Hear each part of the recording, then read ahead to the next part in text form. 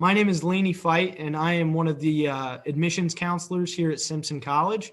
I'm joined today by Professor Livingston, Professor Walden, Professor Proctor, as well as two current students, Joe Meyer and Taylor Johnson. Joe is currently a senior and Taylor is currently a junior. So if at any point in time you guys have questions for us, myself, or even current students, we're all kind of here to help you along the way. So feel free to jump in, and I'll kind of turn it over to Professor Livingston here. So welcome. And if you could tell us a little bit about yourself in the chat, kind of your hometown, your year in school, and any kind of academic or interests that you would like us to know about. All right, and while you're doing that, I'll kind of briefly talk to you a little bit about the agenda that we have for today. So we're going to be telling you about our history program. And after that, Laney's going to talk to you a little bit about admissions. And then at the very end, we're going to have time for you to ask us any questions that you would like. All right, so history at Simpson. I'm going to turn things over to Professor Proctor. Thanks. So for the first slide here, we have the thought that everyone is already a historian. So this is a thing that we talk about in the department sometimes. And the reason for this is, even if you don't think you're interested in history, you're constantly referencing the past. What you did yesterday has some bearing on what you're going to do today. So people think historically, even if they don't typically recognize that consciously. What is history? For this, I think that everybody has their own definition. The one that I usually use is that history consists of stories that we build out of evidence to understand the past. I think that the thing here that's probably the biggest difference between the way that history is done in high school and the way that we do it in college is, in high school, it usually focuses on who, what, when, where type information that is well suited for multiple choice tests. The question that we much more often ask at Simpson is why. So in this, the things that historians do, and the thing that we ask students to do in our classes is to try to figure out causes. Historians are generally going to agree on what happened, but they're going to disagree quite a bit about why it happened. So historians try to figure this out by doing research, by writing, by talking to other historians. So those are the things that we emphasize in our classes. So some of the ways that we do this that are unorthodox is, a lot of the time we construct situations that are basically historical mysteries. They're things where historians know some facts, but they disagree about why the things happened, and in some cases even what exactly happened. We know in the case of the two princes that there are two princes missing, and there are some skeletons under the steps. And we've got a lot of historical documents that Professor Livingston has curated and that students comb through to try to figure out what the answer to this question is. In terms of playing games, a lot of members of the department use immersive historical role-playing games. That the issue here, again, is causation, but also contingency. Too often people have the idea that what historically happened was what had to happen, but the role-playing games are a good reminder that people in the past were making decisions with incomplete information in high-stakes situations, and that multiple things may have ended up happening. The third thing here is travel. We talk a lot about different parts of the world and what happened in the past. When we travel to those locations, often on May term, but sometimes during an entire semester abroad, we're able to not only explore what happened in the past, but how it's connected to the present, how the past is memorialized, what kinds of ruins are there, what kind of evidence of the past what sort of traces continue to exist in the present. Hi, I'm Judy Walden. I teach modern Europe and Asian history at Simpson. So we have classes in a variety of both time periods and areas of the world. So we offer American history classes ranging from colonial and pre-colonial to fairly recently. And as you'll see, the classes are going to be a little more than just the standard survey, American history before the Civil War, after the Civil War. So you might be looking at American history through studying photos. You might be looking at American history through the lens of women and gender. So the same thing with European history and with world history. So we focus on classes that will have some interesting themes. Some of them will be focus on a broader area of time. Some will be very tightly focused, for example, on just the First World War. We offer classes in American history, European history, and selected parts of the world, particularly India and China. So even though we're a small department, you'll get a pretty broad selection of time periods and places to choose from. We also give you in your major a fair amount of flexibility in what you take. So we want you to take something in all three of these areas, but if your thing is really modern history, you might take more modern history. If you really want to know about ancient Rome, then you can take a class on that. So we give you a fair amount of flexibility to explore different topics, different time periods, different parts of the world. All right, so one of the things that I think sets our classes apart, both maybe from what you're doing in high school, depending on your high school history, and from a lot of bigger institutions, is that our history classes are going to focus really on primary and secondary sources. And you may know what these are already. Primary sources are documents, artifacts from the era, from the time period that you're studying. So those could be political speeches, they could be photographs, they could be diaries, they could be government documents, they could be trial records. And you'll work on reading those, interpreting them, and trying to understand them from the point of view of the people that created them. Primary sources are really the raw materials of history. When you're reading them and interpreting them, you are a historian. So we'll spend a lot of time reading and interpreting primary sources.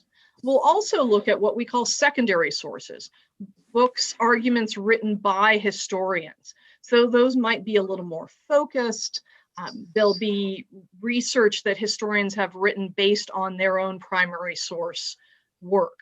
What you won't find in most of our classes are the big fat textbooks that have, the chapter and then the multiple choice questions at the end of the chapter. Those feel a little like pre-digested history to me. It's someone has gone and they've done all the interesting stuff. They've dug through the sources, they've read things by other historians, and they've come up with a nice, neat, simple, and not very interesting story. So we tend to stay away from those. We want to do the fun, messy, and sometimes hard work of diving into the sources of the past. And that's what you'll find in our classes. In your classes at Simpson, you're going to have a lot of discussion. You're going to have a lot of small group and big group work. You're not going to have a lot of the professor standing up and lecturing at you for an hour. So when we decide the kind of classes we want to teach, I think all of us probably think about, well, what classes would we want to take ourselves? We don't just want to give you a fact dump of information. We want to have questions that ask some big questions. And you can see some of the examples here. These are ethical questions like why firebomb Tokyo? These are questions about the sources that we're using, questions about debates that happened at the time, like in the Crusades. But all of these questions, if you notice, they're questions that have relevance both in the past, but also today. So if you're debating kind of the ethics of using incendiary bombs or atomic bombs in the 1940s, You're also maybe thinking about, well, what weapons of war is it okay to use today? So the kind of connection between past and present is always somewhere in most of the courses that we're teaching. Okay. Hi, I'm Professor Rebecca Livingston, and I teach European history, usually the medieval and Renaissance and Reformation eras. One of the themes, if you haven't kind of picked up on it yet, in our department is that we really want our students to do the work of historians. So we treat you like apprentice historians. And part of the way that we do that is by getting you engaged with primary sources, as Professor Walden has talked about, but also by playing historical role-playing games, as Professor Proctor mentioned a little while ago. So this style of teaching is known as reacting to the past, where you get to kind of be a part of history, because we're going to immerse you in a historical crisis point and have you kind of explore and wrestle with some of the same questions that our historical actors, our historical people did. This is a really great way to learn history because, as Professor Walden said, in textbooks kind of create a narrative that's nice and neat. It's not messy. It doesn't seem very complicated, and it's kind of boring. But history isn't neat, isn't uncomplicated, and it is definitely not boring when you start wrestling and asking some of the questions and dealing with the problems that people in the past had to. So we like to plop you into the inside of history and have to learn from the inside out. So one of the ways that we do that is with these historical role-playing games. We begin by reading texts, primary sources from the time period to help us get an understanding of how people thought about the world and understood the big issues of the time.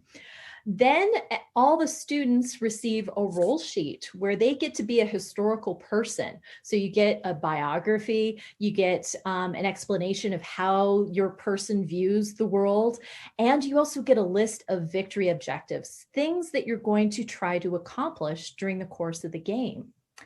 Then the classroom gets transformed into the historical moment. So for example, if we're playing the French Revolution game, we're going to transform the classroom into the National Assembly that's sitting in 1791. And you might be the king.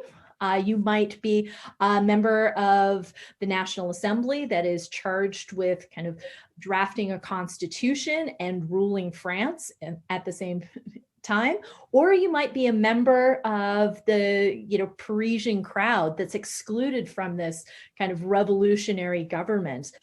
And you as students get to take over the class, because the class is now that historical moment, that National Assembly or that Parliament or the court of the Chinese emperor, all sorts of different places where you guys get to have to really kind of argue and debate and persuade, and in some cases outwit your classmates in order to try to achieve as many of your victory objectives as possible. In the process, you're learning about kind of the complexity of some of the issues that were facing the people in that historical time period. So it becomes a lot more complicated, a lot more messy, and a lot more interesting. And you learn, as Professor Proctor said, that not everything is inevitable. Most things aren't inevitable in history. So this gives you the opportunity to kind of change history or figure out, why did history turn out the way that it did? Did it have to? So we like to get you involved in history in the classroom, but we also like to get you involved in history outside the classroom too. And one of the ways that you can do this is by taking an internship for credit. You would do this as a class.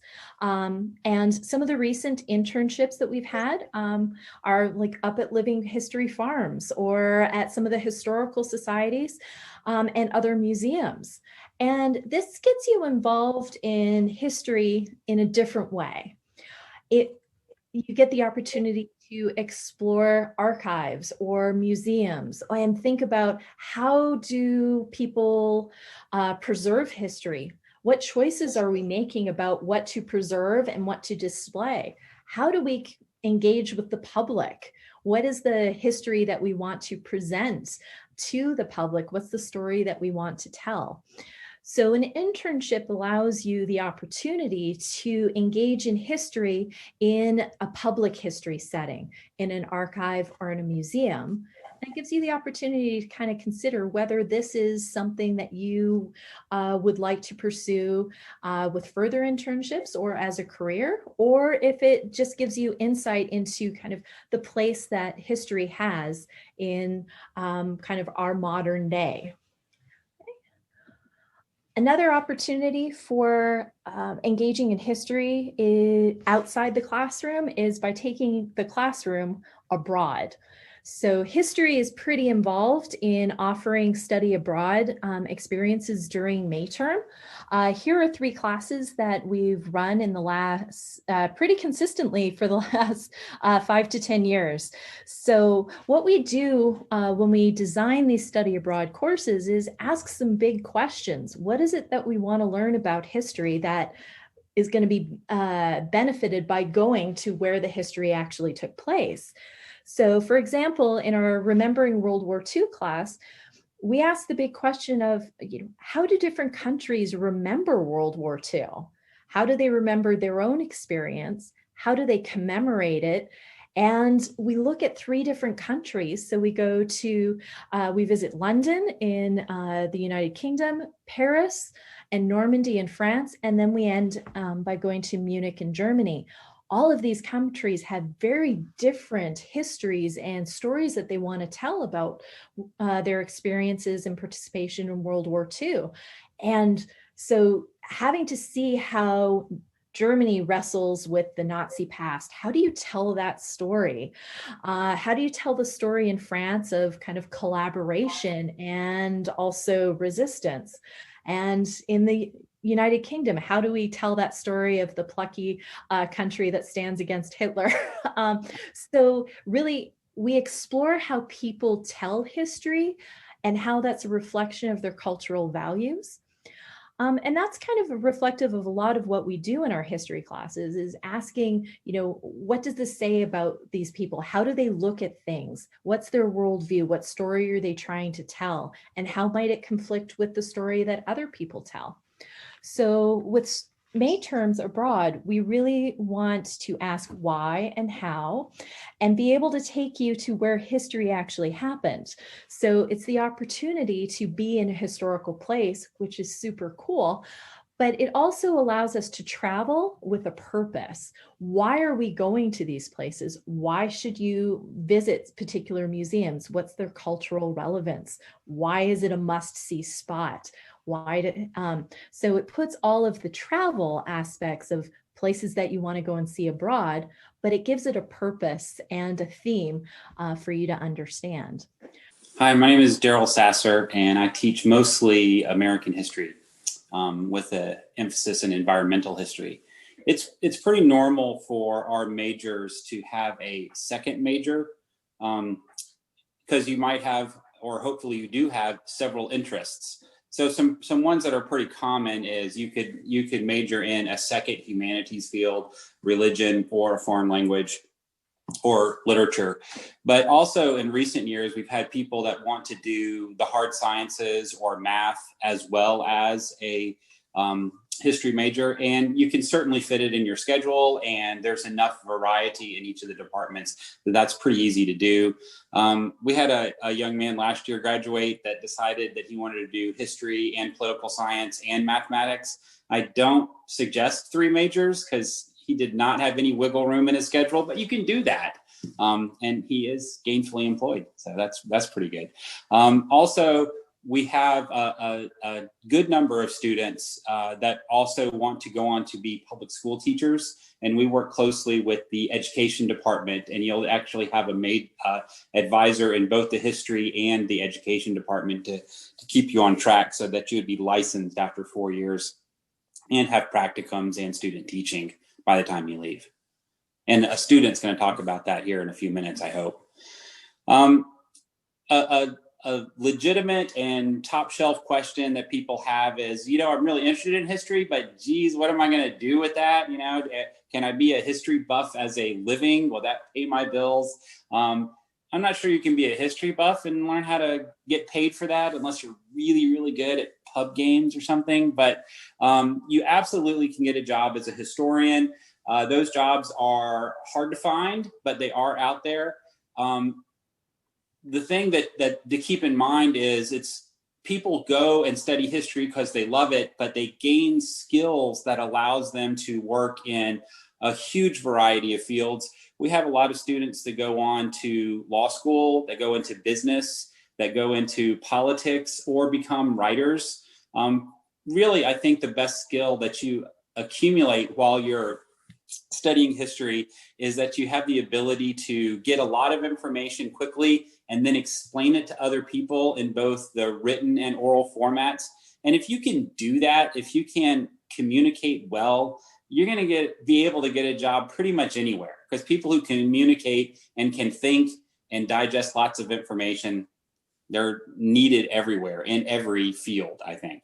Recently, we've had people graduate that have gone on to graduate programs. Someone went to the University of New Orleans to get a degree in museum studies. We have somebody else at Cooperstown in New York doing museum studies as well.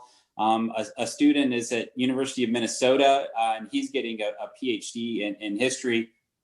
And then we send people to law school, Washburn University's law school in Kansas, and University of Iowa Law School as well. Most of our students don't go on to grad programs, although we have a really good success rate with that. One of our graduates last year who double majored in poli-sci and history, she's now working at the World Food Prize in Des Moines. And I actually emailed her this week, and she said she can't believe that she's actually getting paid to do history homework. She's in the archives. She works the archives there. And the president of the World Food Prize says, what's the history of this in our institution? Is there institutional memory for this? And she has to go dig around in documents and then write up her document report and tell people about it. And it gets included in press releases. And she's like, I can't believe I'm getting paid to do this.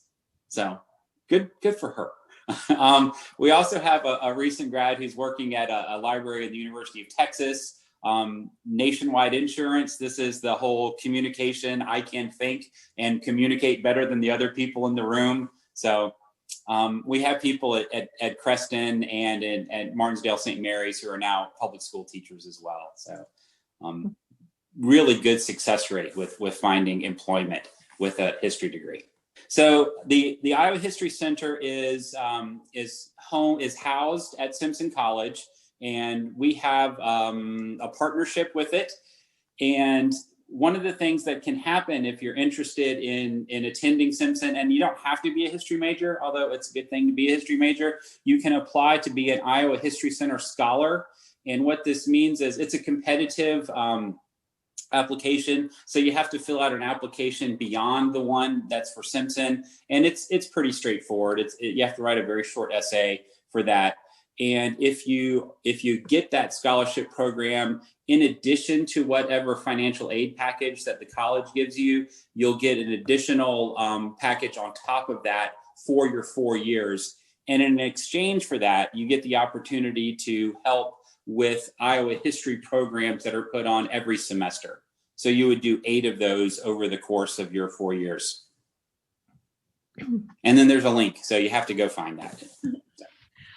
All right. Now we've talked to you about what we do in our program, but kind of the truth in the pudding is really kind of what our students can tell you about what we do in our program and what they value. So we've invited 2 students. We have Jill Meyer and Taylor Johnson, who are going to tell you kind of what their experience has been like in the history department and kind of what they value about what we do. So I'm going to turn things over to Joe first. As Professor Livingston said, I am Joe. I am a history major. I'm also a secondary ed minor with endorsement in special ed. I am able to teach hopefully after this semester, I will be able to teach U.S. history and world history. So I was the one that Professor Sasser was talking about. It is possible. There's a lot of practicum in student teaching that you have to go through with the education program. But the nice thing about both programs is that you have advisors that are willing to help and set up that schedule. And one of the nice things about the history major is the fact that you do have a lot of options to take, as we've already talked about. So there's a wide variety. And honestly, I came to Simpson not knowing what I wanted to do. I knew that I wanted to be a teacher. And to be honest, I took history because I had a good experience with it in high school. And that's where my first few classes taken it. I really loved it. I think that's one of the things that I really think that sticks out about this program is the professors. I've taken multiple classes with each of them, at least 2 with each of them by now. So I'm in my senior year, so I've had 2 classes with all of them. And it might be biased, but honestly, I also have roommates that have taken history classes and talk about how truly great these professors are. There's a lot to learn from them. I think that's one of the things that you can definitely tell once you get into these classes is that these teachers care about you and also they care about history. And so as you get into these classes, you're going to realize that you're learning from people that know a lot about these courses, while also being there for you as a professor with a small liberal college like Simpson is. One of the nice things is that they're there for you if you're struggling. So as myself, I'm on my 3rd semester of taking 5 classes in a row. So I've been quite stressed. So that's one of the things is if you are going to do education, the endorsements can be time consuming. And I added my special ed endorsement pretty late. And so I've had to take 5 classes the last 3 semesters. But one of them, as I said, one of the nice things is that they're super understanding. They're willing to work with you. And I've been able to get through it. But that's basically it. If you have any questions at the end about education, I would absolutely love to talk about that. Thank you, Joe. All right, so I'm going to turn things over to Taylor. Hi, my name's Taylor Johnson, and I'm an English and history major with a management minor. I came into Simpson not really knowing what I wanted to do. I had ideas of like pre-pharmacy and majoring in chemistry, but it turned out that I don't kind of suck at math and science. But I was always told that that was like the only way you could find a job after college that would pay a good salary. You know, I never expected something like history to be something where you could even get a job, you know. But like after I had my first freshman SC class with Professor Livingston, and we kind of talked about how a lot of the skills that your history classes teach you are really transferable to a lot of workplaces, like Professor Sasser was talking about. So things like critical thinking skills and collaboration through the games that you play during class, and overall strengthening your communication skills are really something that are irreplaceable and really difficult to learn in a classroom setting. And it's not something that, you know, you can learn that easily with just any degree. And history has really helped me improve in these areas. And I feel really confident about the things that I'm studying. I'm hoping to go to law school after my bachelor's degree. But, you know, like I'm trying to find internships right now, and I've talked to career development, and they agree with everything that the history major stands for. And like, it really does help strengthen a lot of the core values that a lot of workplaces really value. All right. Thank you very much, Taylor. And I think I'm going to turn kind of our last item here is we like to refer to our majors as Masters of Space and Time, because you get to learn about all sorts of time periods and different places. And so we think that the history major is a pretty cool major, and so it deserves kind of a cool title. Okay. So now we're going to turn things back over for questions about admissions.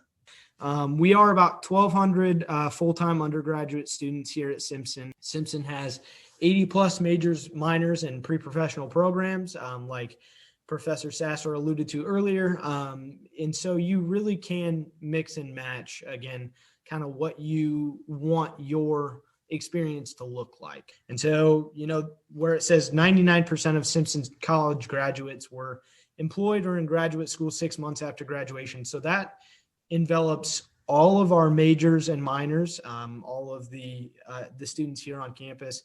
And generally you look at 99% and you think, oh, well, 99%, that's probably just a fluff number, for instance.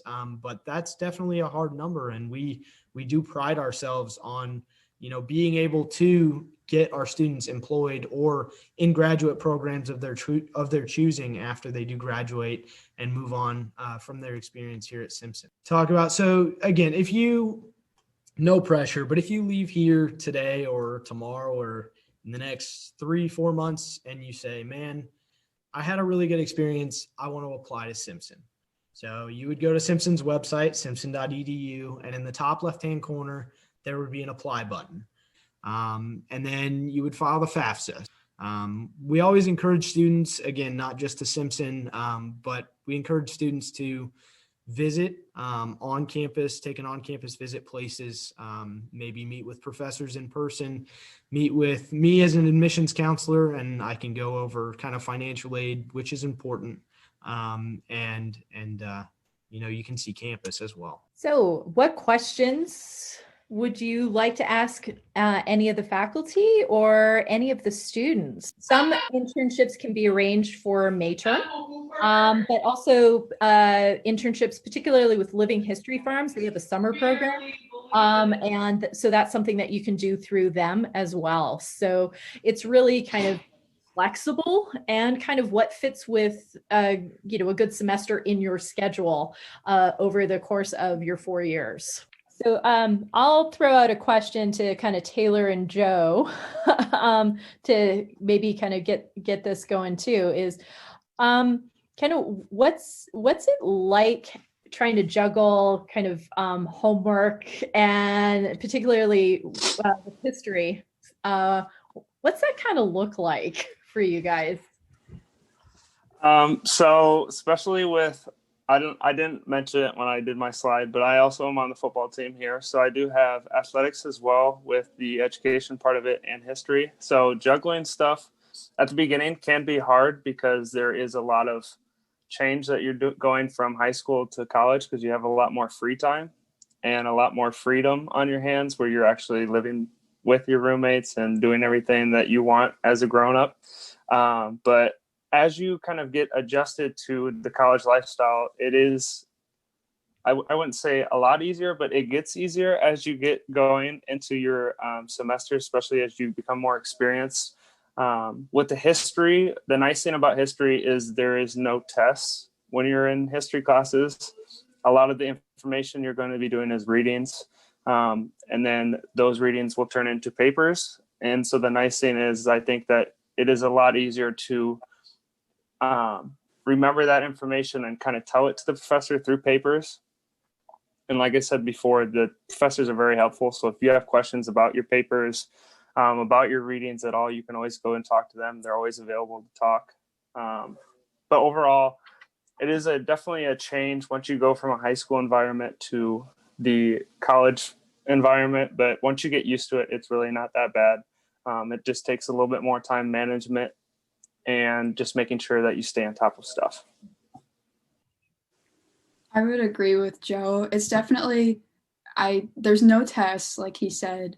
There's a lot of papers and you'll have some speeches and sometimes group work and things like that, which to me, that's a lot better than preparing for a test, like just a multiple choice test. Because I think on a paper, you kind of get to explain your thinking more versus on a multiple choice test, it's either you're right or you're wrong, So I really love that aspect of the homework we have in the history department.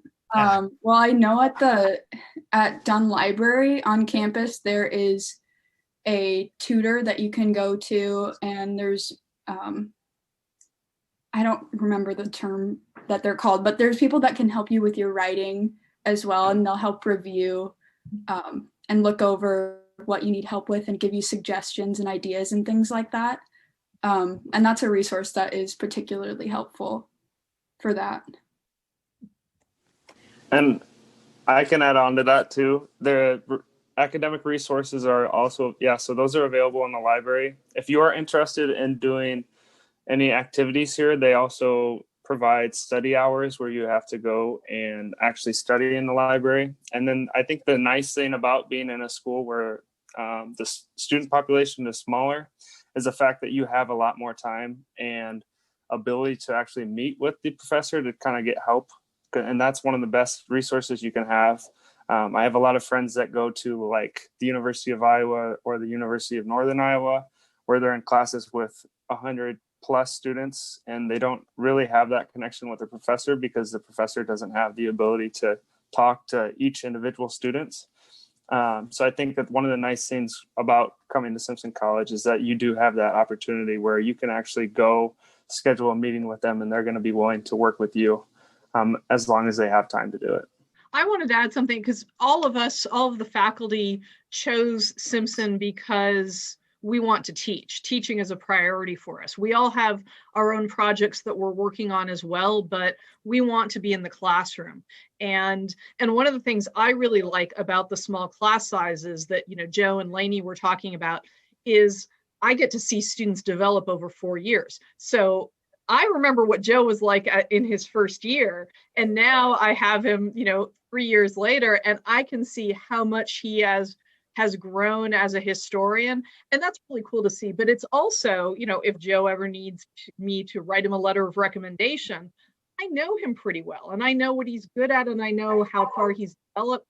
And I think those kinds of letters that we can write for our students are going to be helpful when you're out looking for a job. I think that professors are great in everything, but I think in terms of the support that a lot of students get that I'm impressed with is that they get support from other students. Part of that is we have a first year seminar that all incoming students take, and they're connected with some upperclassmen there. But I think also in history classes in particular, once people are sort of taking their second or third history class, some of the faces start to seem familiar.